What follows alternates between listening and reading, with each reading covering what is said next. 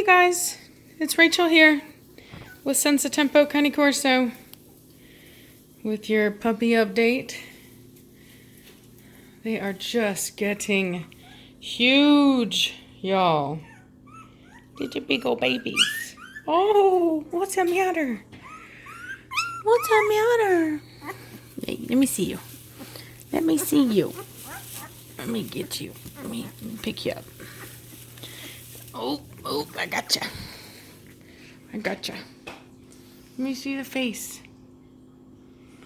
No, I can't see you against the white. There we go. Hello there. Hello there. Cutie patootie. Cutie patootie. Hello, yeah. Look at the big old body. The big old body.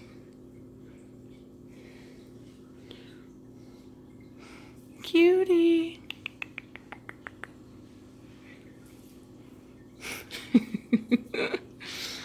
Oh my goodness. Sorry, I can't go without kissing him. That's what I do.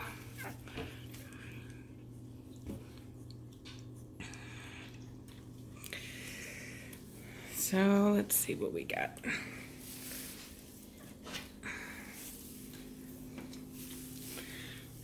Got some puppies sleeping.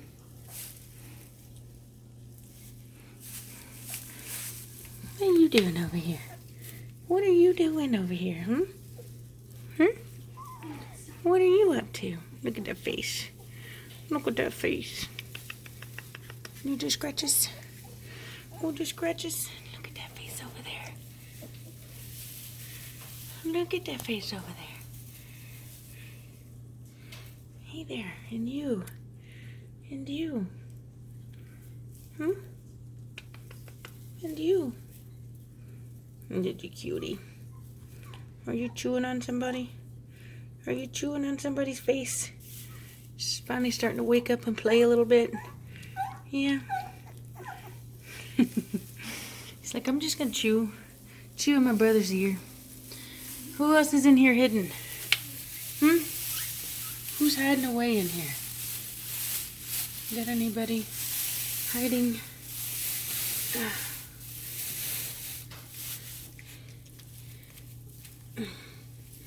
Hello. Hey. Hey. Is your face? What's your face? What's your face? Hey there. Hey there. Hey there. Preacher, quiet down. Stop it. Hey there, cutie. Hey there, cutie. Preacher? What about you? What about you? I'm waking you up, I'm sorry. But I'd love to play with you. Look at your big old fat face. And your little fat face. Let me see you. Let me see you. Good night. Look at this. This is a handful of puppy right here. Have a hard time picking them up with only one hand. Hey there. Look at that cute face. Oh my gosh. Look at that face. You're too cute. You're too cute. It's a big old hunk of puppy right there, man. I tell you what. Look at that face. Look at that face. Look at that face. It's a boy. And kisses. Sorry. I'm such a sucker for a puppy face. I'm such a sucker for a puppy face. For a puppy face. Oh yeah, you are. She's a puppy face. Yeah. I tell you, man. When you raise puppies like this, when you're with them all the time, and you go in and you handle them, then you get puppies like Midnight and Blondie. I don't know if you guys have noticed, but Midnight and Blondie are my most well-behaved dogs. And they're just in tune with me in a way that none of my other dogs are. You know, they respond better.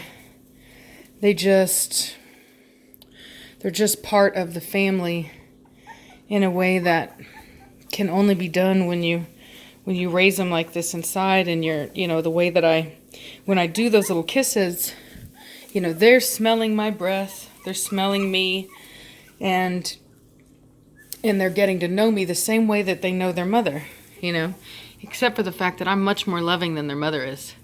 People think that a bond between a mama dog and her puppies is really strong, and it is, especially when they're really young like this. But as they get older, as they're able to fend for themselves, as many people have seen in our videos, Kashmir worries less about love and more about toughening them up. And so that's why you see her gnawing on their faces and messing with them and dominating them and all that stuff. Because after a certain point, it's not about love anymore. It's about teaching them the rules and the way that the pack runs and the way things go, and about respect. And love is the last thing on her mind, It's tough love at that point. So the only kind of real affection that they're going to be getting is from us, because she's not affectionate. You won't see that with her out of, with Blondie and Midnight. In fact, love in a dog is, or especially from a mama dog, is more along the lines of indifference. It's, I'm not going to get onto you. If you're not in trouble, then that's a good day. So, but you're not going to see her going and like loving on them and, kissing them and, licking them and all that stuff. Like that's not the way that it works. Humans are like that.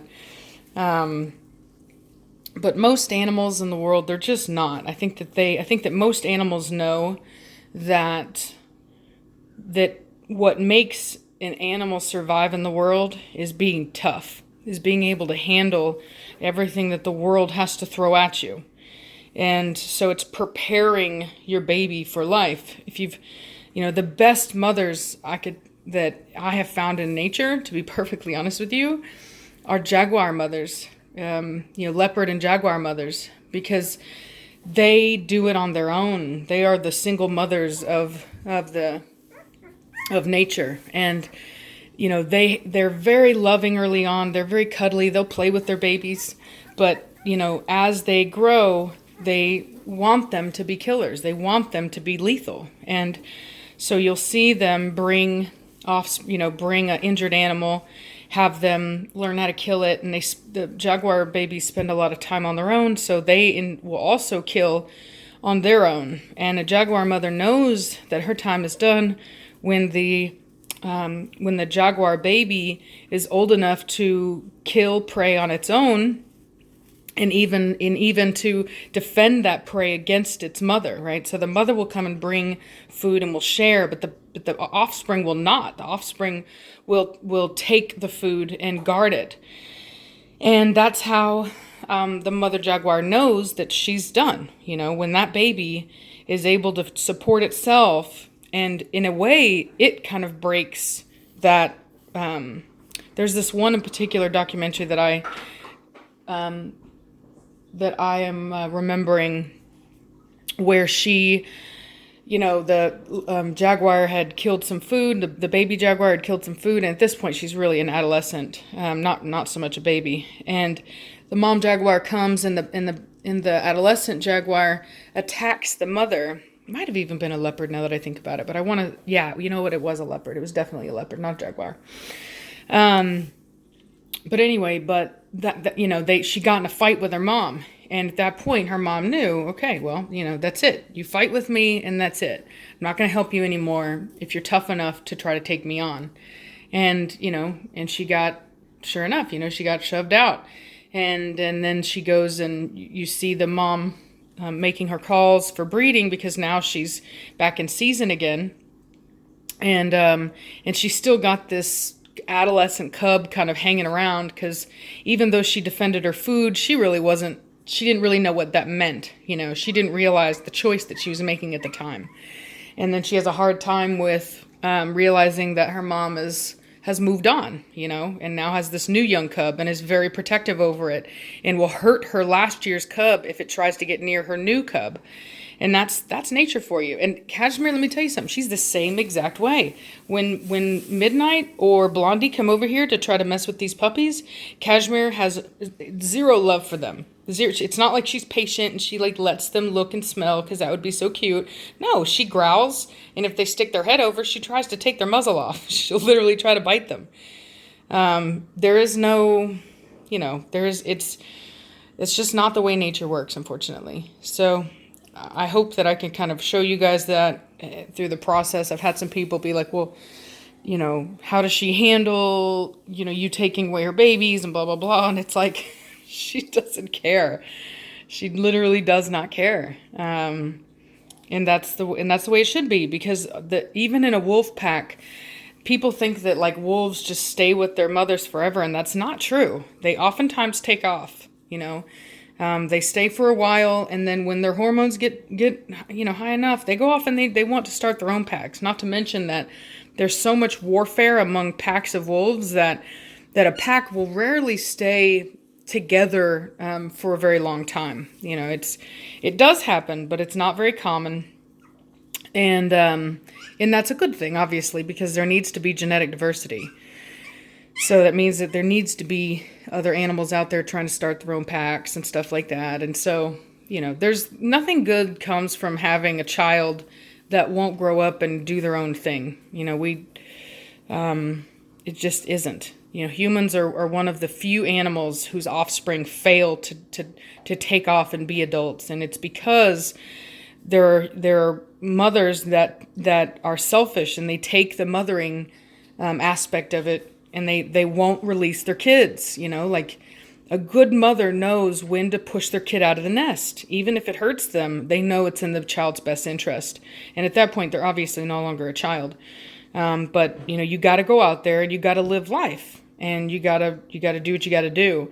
Otherwise, you're going to have those 30-year-old kids living in their parents' house because they failed to be adults. And there are some parents that will you know, do that. They like that. They want their kids with them, but it's out of selfishness. It's out of them not wanting to be alone.